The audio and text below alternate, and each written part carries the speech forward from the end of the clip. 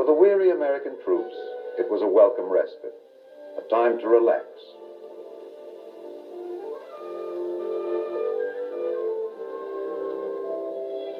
On July 20th, a dramatic event electrified the world and revealed that there was no relaxation inside the enemy camp.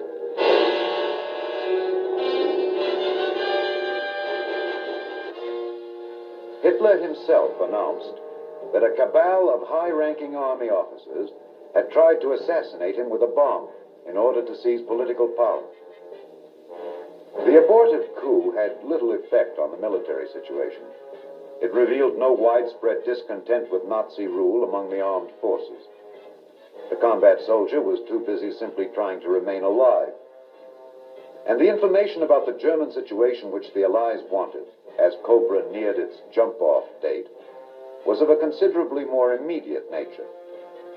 Did the enemy have enough reserves available to counter the attack? Was the Luftwaffe capable of intervening? And finally, would the Germans employ the V-1 or V-2 or some other secret weapon? These were the questions that haunted the Allied camp as it waited to unleash Cobra.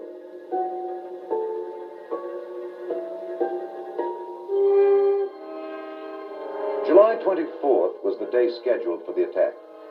Because the day was heavily overcast, however, with inadequate visibility for air attack, the operation was postponed.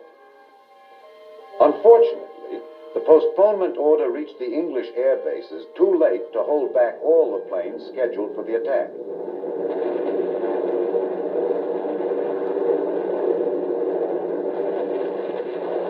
The bombardment from the planes which did not receive the postponement order was not great enough to damage German positions seriously.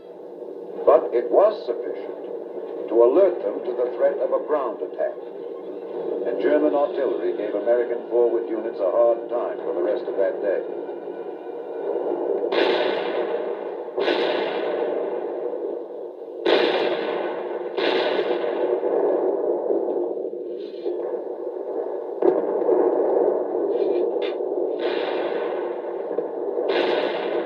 For General Bradley, an immediate and urgent decision had to be made. The prospects were improving for good weather the next day. Should Cobra be launched, even in the face of the possibility that the Americans had now lost the important element of tactical surprise? Or should it be postponed at least for several days, which might then give the Germans a chance to prepare even stronger defenses? Bradley's decision. Cobra would strike again at 11 o'clock the next day.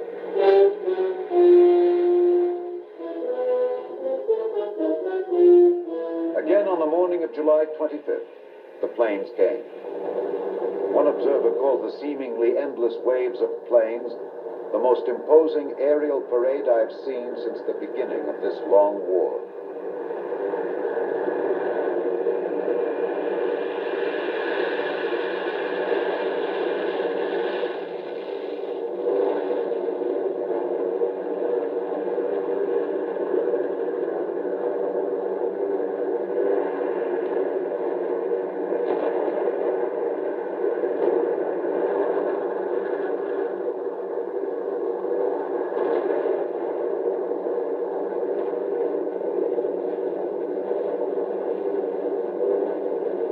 They dropped more than 4,000 tons of destruction. But the tactical effect was not immediately clear. Did the bomber attack destroy the efficiency of the German troops? No one could tell.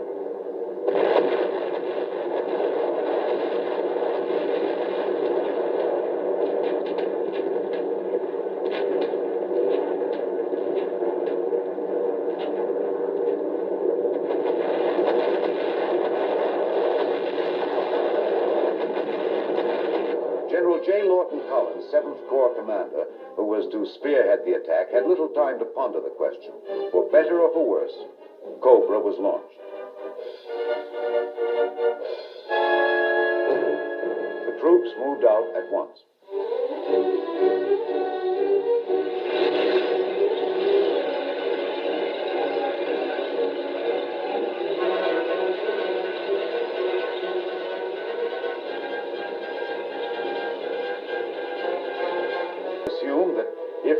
bombardment had destroyed the German defenses, the infantry troops would be able to reach and secure their objectives without great difficulty.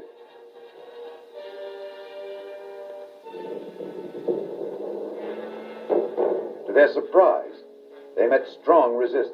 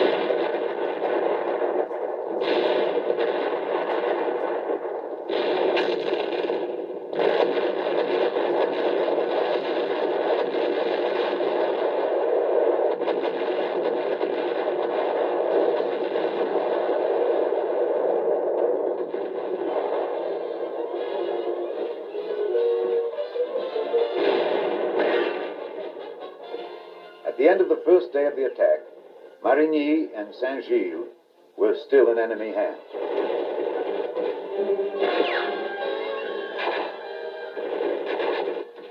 Because the entire success of Cobra depended on a 7th Corps breakthrough, Collins decided to gamble.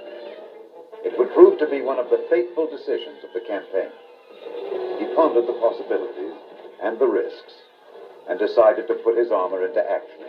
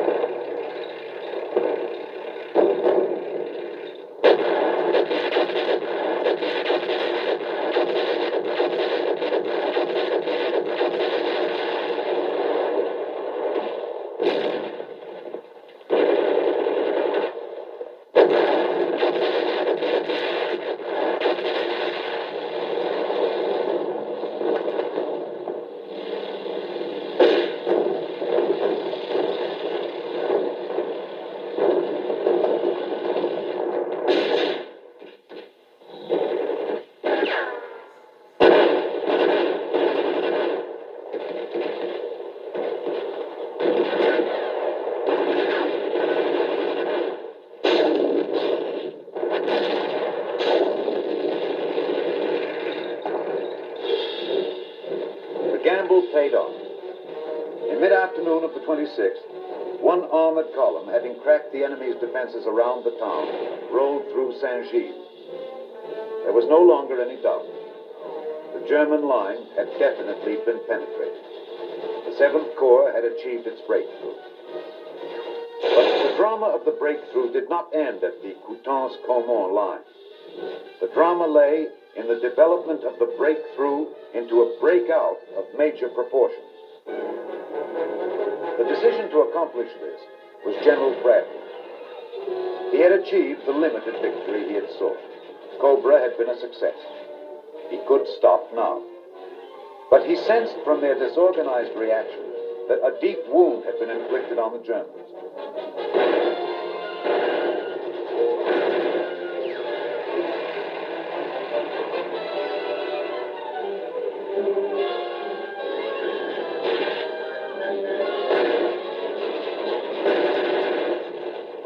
The Americans pressed their attack through rapidly crumbling German defenses.